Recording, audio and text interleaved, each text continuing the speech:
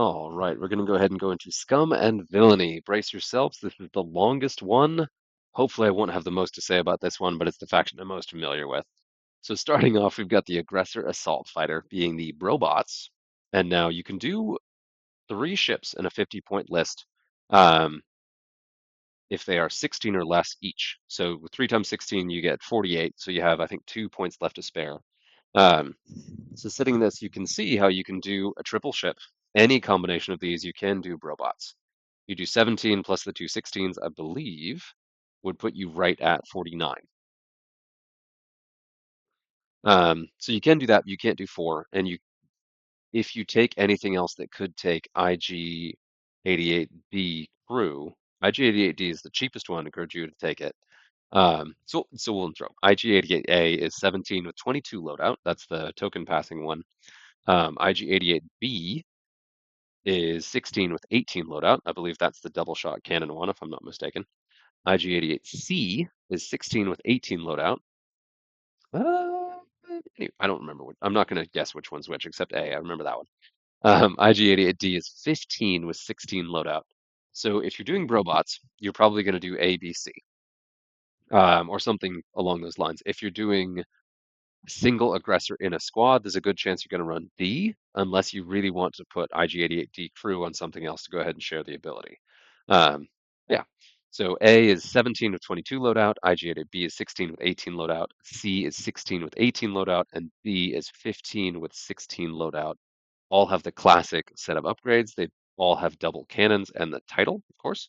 The non-unique title lets you run IG 2000 and let them share their pilot abilities across the board. So that is it's pretty cool. It's a cool ship. I haven't really seen it played much.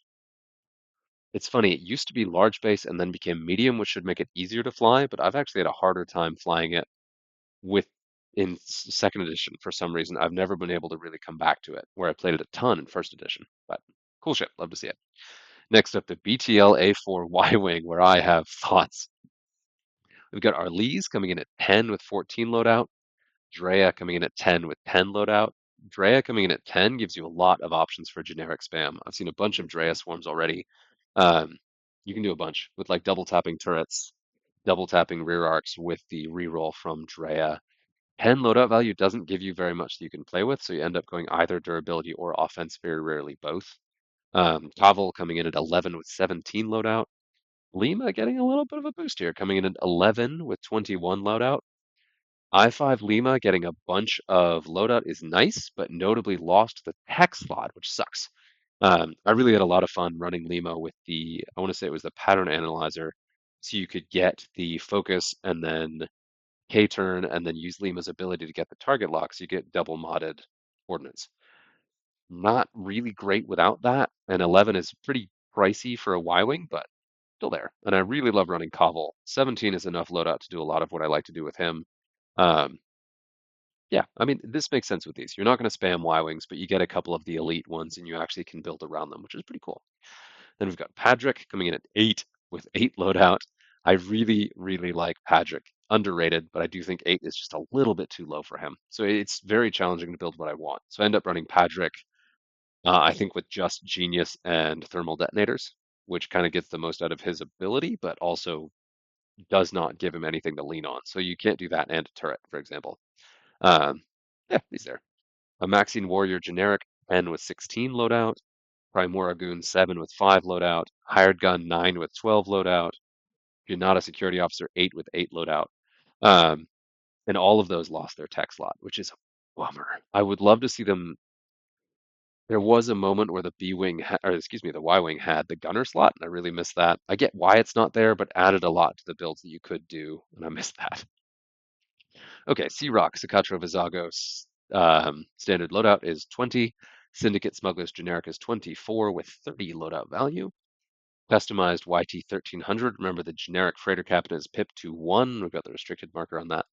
Han Solo from Armed and Dangerous is 16. Pretty nice budget piece there. And then Han Solo custom is 14 with 16 loadout. You can really load out this Han to do the things you kind of wanted to do. So like trick shot, title Han with gunner of choice in there, you can do quite a bit. So there's a lot to be said for that Han. I think that's a pretty comfortable price point for him. But I think the A and D one is still better. L337 coming at 12 with 15 loadout, Lando coming in 13 with 16 loadout. I have never seen anyone make a reasonable case why you'd run either of those, but they're there. Then you've got that freighter captain at 11 with 9 loadout. Probably not going to see that. Escape Craft, the by far cheapest ship in the entire game, 3-point autopilot drone with 0 loadout, and it will explode. Having that 3-point option really helps fill out your lists if you only have a couple points left over. But of course, you give those up to your opponent if the game is settled by kill points. So it's there. You can kind of use it offensively with one of the Falcons as long as you don't run A and D Han. So if you run custom Han with the autopilot drone, it's only 1 point more expensive than running just armed and dangerous Han. So there's something there, and you can play around with that to have an extra body for objectives or something to kind of chase people around as it slowly ticks down that fuse. Um, yeah, it's fun. Then we've got L337. All of the other named pilots come in at the same squad cost. L337 is 7 with 10 loadout. Lando is 7 with 9 loadout. Outer Rim Pioneer is 7 with 9 loadout. And the Pioneer, they all have something that they offer. Like it's nice to have those kind of at 7. I do think they could go down a little bit, but they all do actually something functional in the game. So that's a little bit hard to argue. With I think the Outer Rim Pioneer being arguably the best, letting you shoot while sitting on rocks, but all of them also, incidentally, I believe, have coordinate and both the slot and the loadout to add the crew that lets you do white coordinates. There's stuff you can do with that.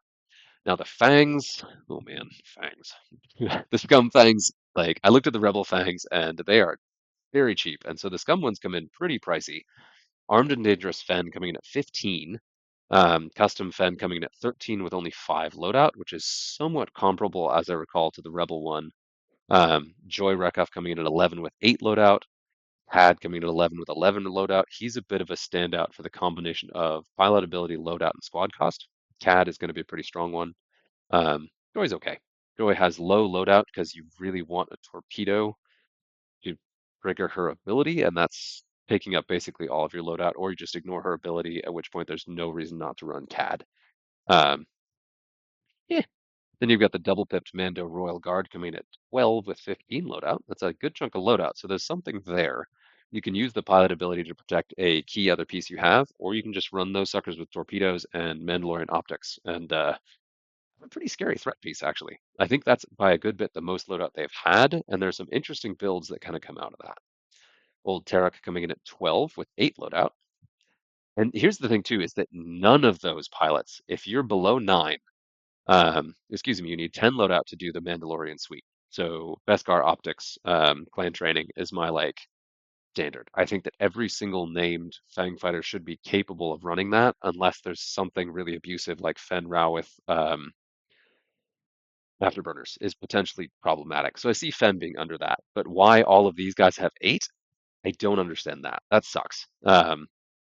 Yeah, so then the Skull Squadron pilot having 10, Zealous Recruit having 10, Old Tarok and Torfun should be able to run the Mando suite. I really believe fairly strongly that, and I think that people are too careful with the Scum Fangs. I don't think they've ever been outstanding enough to actually dominate the game. I like Fen shows up all the time, but usually when Scum is underperforming as a faction, so I don't know. This is my drum to bang on whatever, but I would really love to see these guys at least bumped up to 10 so they could do that Beskar Optics clan training, because that's not the most abusive build you can do for them.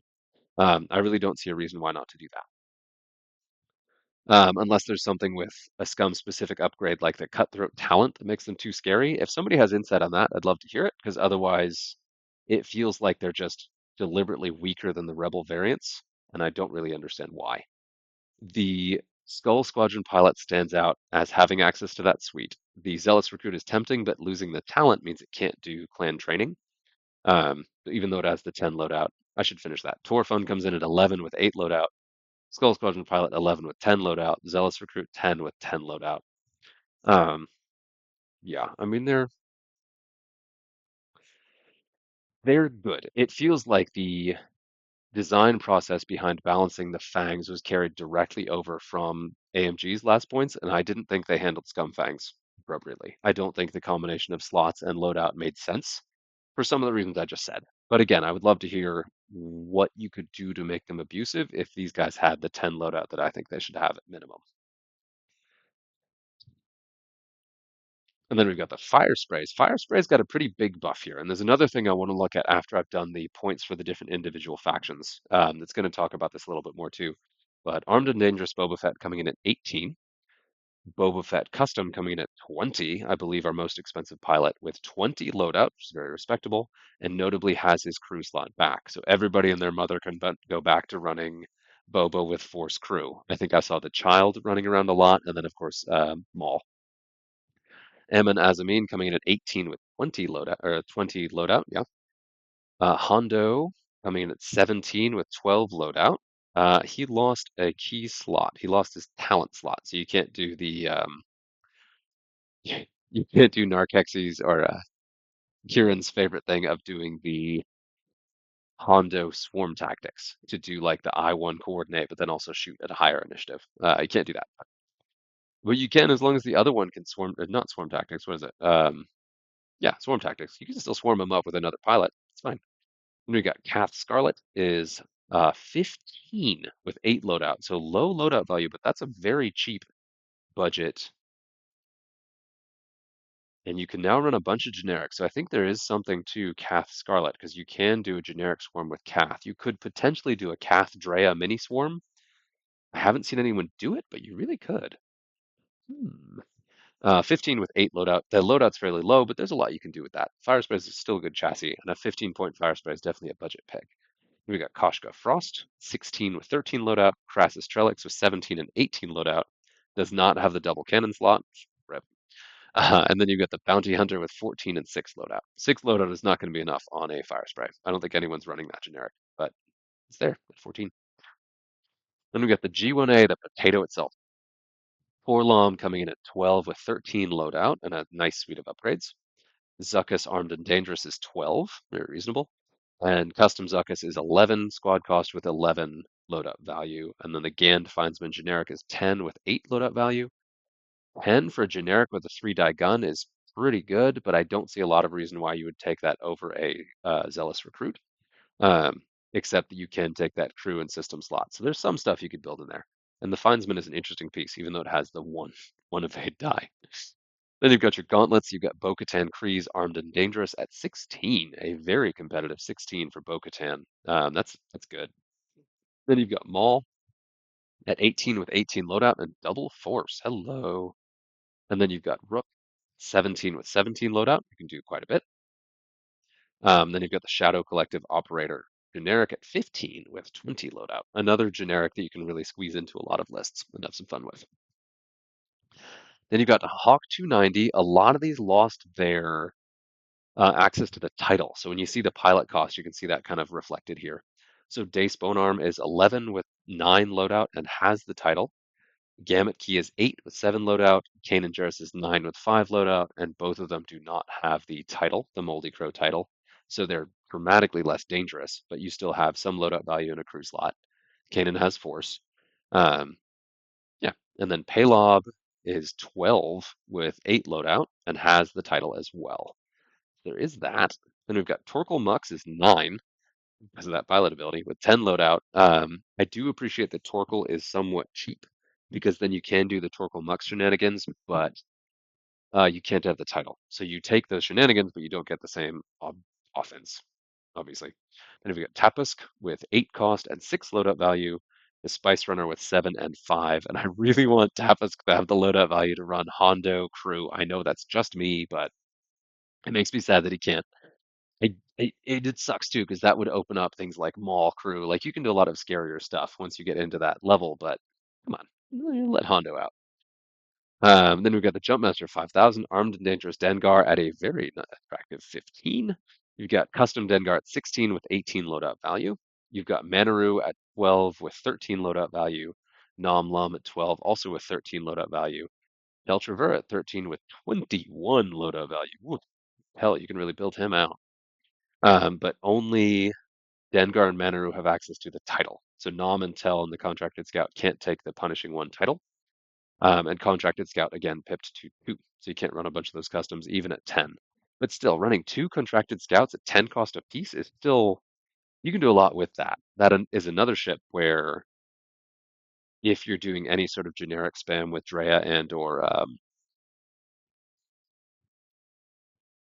the fire spray pilot whose name I already forgot, a 10 cost generic that's that big that can throw a bunch of dice is pretty good, and they still have the cannon slot.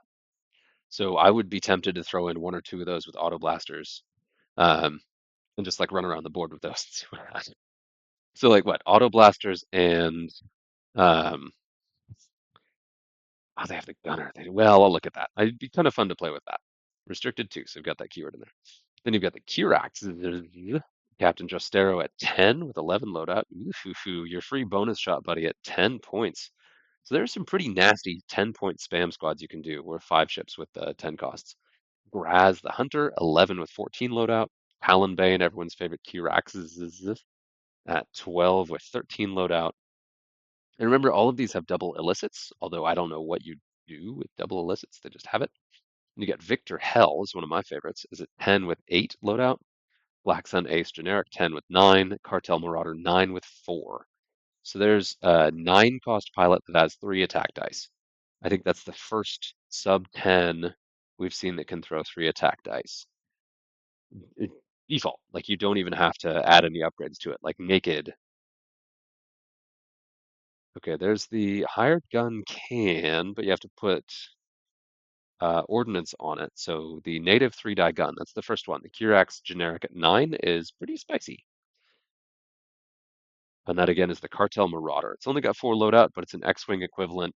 9 points is not bad. I don't think any of the T-65s were 9, so that's definitely very tempting.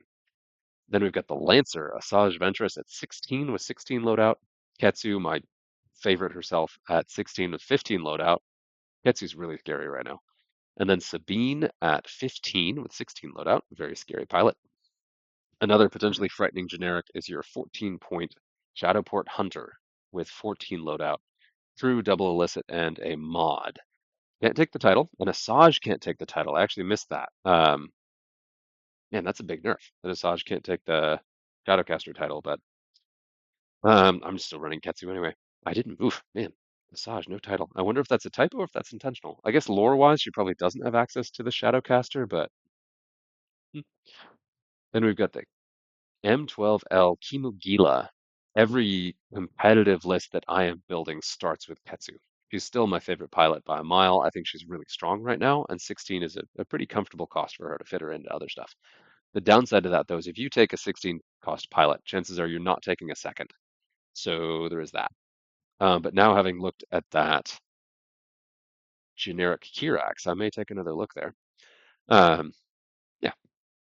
So then the M12 Kimugila, we've got Dalen Oberos at 11 with 10 loadout value. That's a very cheap, pretty punchy ship.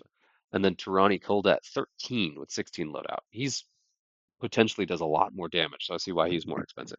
And then you've got the Cartel Executioner at 10 with 6 loadout, and that's the generic again. Not pipped, so that's another cheap 10 cost ship you can load the board with.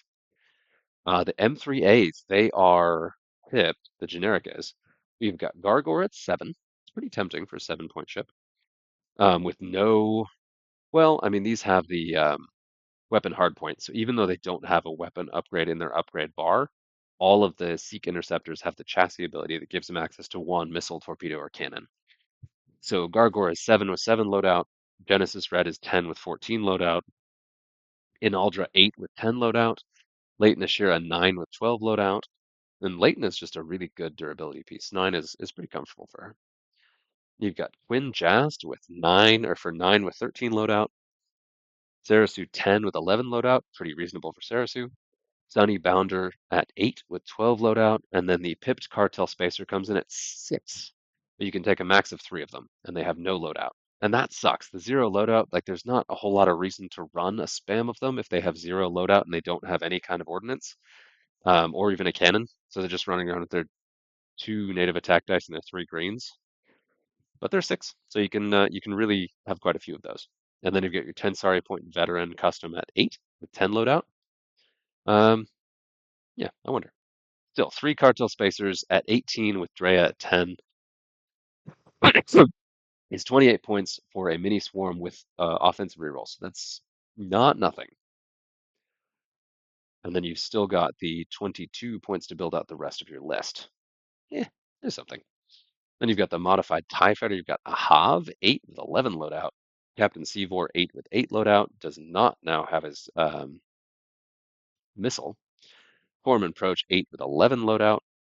Lappin, 8 with 9 loadout, and also notably lost his cannon slot. Rip. That's a bummer. There's just no reason to take him at 8 without any kind of weapon slot. It makes sense that the ties don't have that, but I feel like they need something. If they don't have any kind of offensive ability, they need something. They all have talents, which is nice. So you can do a lot with that. Foreman Approach has the illicit slot as well, and then so does Overseer Yushin. 6 cost. There's another 6 cost pilot with 5 loadout value and has an illicit but no talent. Interesting. And the Mining Guild Sentry comes in at 5 cost with 1 loadout and double mod slot. It's funny. And then the Mining Guild Surveyor comes in at 6 cost with 6 loadout value. So you also get a 5-point TIE Fighter in Scum. So there's another thing you could put in there to really fill out your lists. Then the Naboo N1 only has the single pilot, the Mandalorian custom or standard loadout from Armed and Dangerous at 11.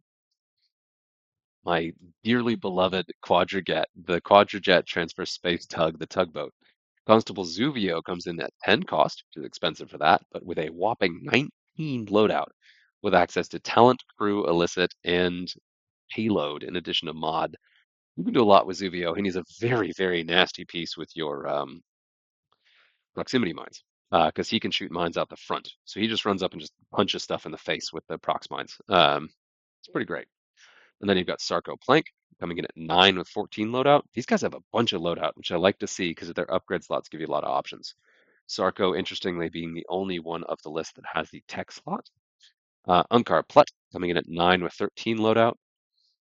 And then the Jakku Gunrunner generic comes in at 7 with 4 loadout. Seems a little bit high compared to the other generics we're seeing, but doesn't have the payload slot either. The only one of these that can take bombs is the one that really wants to, and that is Constable Zuvio. So no more generic shenanigans where you're running around Jakku gun runners with bombs. The Rogue, I feel like Scum has been really upsetting some folks on the balance team because there's a lot of stuff that was kind of like pulled away here and there that I'm like, all right, narratively I can kind of understand, but at the same time, like that feels mean. Um, I do understand why the Jakku Gunrunner, most of these guys lost their bomb slots. I get that. And I appreciate that Zuvio kept his because his pilot ability specifically references bombs. That would have been a huge bummer to not have that, which is funny. I feel like the only reason he still has it is because of that. Onto the Rogue, we've got Armed and Dangerous CAD at 11, which is really good. That's really, really good. And then you've got CAD Custom is 12 with 20 loadout. Whoa. Wow. And has access to the title, which does give him access to the crew slot. Then we've got Dirge at 11 with 13 loadout. I really like to see the rogues get the extra loadout value. That really adds to what you can build with them. And that Armed and Dangerous CAD is really, really, really good at that price point. Um, yeah, yeah. The Dirge is good too, but I think that A&D CAD is probably better. Then we've got Nomlum at 10 with 12 loadout. Another one I really enjoy. And all of these do keep their double cannons, which is nice. And then Victor Hell coming in at 10 with 11 loadout, and the Outer Rim Hunter generic being 9 with 7 loadout. You can do a lot with these. I really appreciate the extra loadout because that gives them the opportunity to take some stuff and then also have the like engine upgrade to make their boost white. Um, yeah, I still like them with proton cannons, even though synced cannons is the obvious choice. But it's a cool ship. It's good to see that get some love. I do think the Rogue is in a really good place, which is good because it's one of the better ships that Scum can fit in at that price point. Then we have the ST-70, the Razor Crest. We've got the order's a little funny. Guild Bounty Hunter 2 pipped generic is 14 with 13 loadout. Again, another really good case for a pipped generic that can be very scary. Um, Double crew and the talent. There's a lot there. Then you've got Q9 at 15 with 10 loadout and does have access to the title, the Razor Crest title. And then you have the Mandalorian coming at 16 with 16 loadout. It's on the low side for the kind of loadout that the Mandalorian gets. It's on the middling end of the cost. Um, yeah, I'm curious. I don't know what people are building with the Mandalorian right now. I feel like people are mostly running the Naboo version, but it's there. And then, oh, you do have the other generic, the unpipped Outer Rim Enforcer at 13 with 11 loadout. With so many 10-point generics out there. I don't see that getting a lot of love, but the Guild Bounty Hunter is certainly tempting in that like 14-point slot. That can be a really, really good ship, especially with some cheap illicits in there to charge that ability.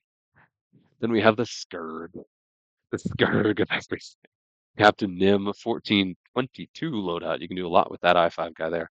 Then Sol Sixa, 12 with 16 loadout, notably has the double bomb, which so does Captain Nim. They're bomber guys. And then the Log Revenant coming in at 12 with 11 loadout. That's on the low loadout side for a Scourge, but I like that because the Log Revenant generic has been comfortably abused on some occasions. So it keeps both the turret and the gunner. The low LV will probably help keep that in check a little bit. Then onto the Star Viper, which is very competitively priced right now.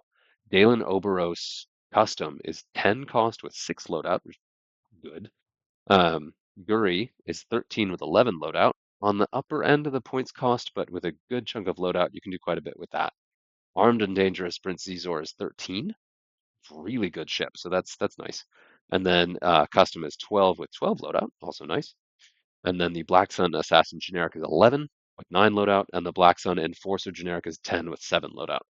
Another case where there's a 10 cost native 3 attack dice ship that is pretty competitive. You could throw a couple of those in there with a kind of a soup squad. The Trident, they got the Sort Cormo standard loadout coming in at 19, and then Lawless Pirates generic coming in at 26 with 45 loadout. And of course, we have the YT 2400 Outrider. We've got Dash Rendar at 17, and then Lebo at 16. Again, very competitive price for those. In the YV666, we've got Bosk from Armed and Dangerous, which I really want to run this one. I haven't. 15, a very competitive 15 for that thing. It's really good.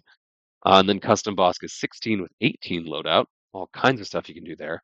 Does still have the double crew. And is one of the rare cases that has the crew and gunner combo with a good chunk of loadout. I like to see that. And then Afra, of course, also 16 with 22 loadout, does not get access to the title, unfortunately, but or cannon. Interesting. So Bosk and Latz have the cannon and missile, and they're the only ones that has the cannon or the missile, and they both have both. And yeah, so Afra is 16 with 22. Latz Razi is 15 with 15 loadout. Moralo Aval is 15 with 13 loadout, always a fun pilot. Um, and then the generic Trandoshan Slaver is 14 with 9 loadout. There's a lot you can do with the YV666. Since we've gone full on extended where you can fly anything, I've been flying a lot fewer of them, but they're pretty cool. And yeah, that Armed and Dangerous Bosk especially stands out as like a really fun pilot. Then our last ship here is the Z95 AF4 Headhunter, with of course Bosk coming in at 8 with 11 loadout, still has his missile. Then we've got Katu Liachos, who's like the worst pilot ever, coming in at 7 with 13 loadout. Nashta Pup is in here, which is the free pilot that comes with the